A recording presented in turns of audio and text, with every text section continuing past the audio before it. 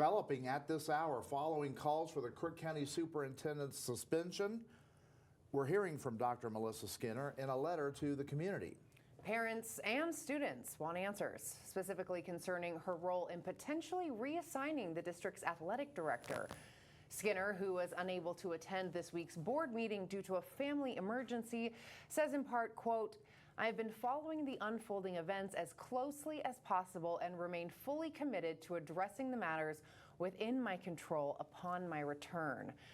I want to assure you that there will be no administrative changes this year," end quote. News Channel 21's Isabella Warren continues our coverage, speaking with a reporter with the Prineville Review, who obtained a recording that sparked this entire conversation.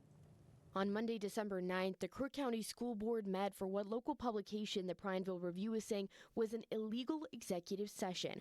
Audio released by the publication dictates discussions between board members and Superintendent Melissa Skinner about complaints against Athletic Director Rob Bonner.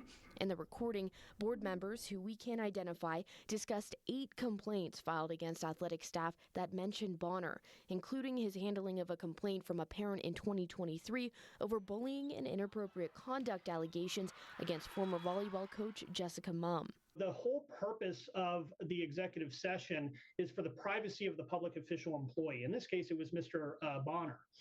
And he wasn't afforded that opportunity under the law, even though the board cited the statute. Under Oregon state law, the board must provide a written notice to the public official being considered for dismissal or disciplining. In a statement to News Channel 21, board member Scott Cooper said in part the executive session was only to decide if the board would hear a complaint, later saying he is appalled at the unprofessionalism of the Prineville Review for ignoring the rules against recording. Another unidentified board member mentions in the recording that the district has spent thousands of dollars on investigations into Bonner and the multiple complaints against the athletic department, suggesting that a third-party employee should be assigned to overlook Bonner's role as athletic director. 2 board members argued that the complaints had already been discussed in the past and, quote, they saw no problem that needed to be fixed. Another board member argued that the district continues to give, quote, slaps on the wrist to people who get in trouble. He did indeed, as they confirmed during the board meeting, said, "I want this done publicly," and then they shrunk from doing so and simply took a vote and avoided it. Following the Prineville Review's complaints, the school board met on Monday for a public hearing on Bonner's role.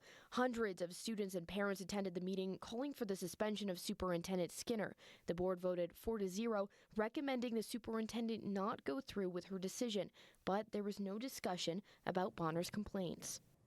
Nearly 1,000 community members have now signed a letter calling for Skinner's suspension. We reached out to the school district for comment and was told their legal team is handling the accusations. And of course, we'll continue to have updates on the story at our website at ktvz.com. So has the athletic director spoken out?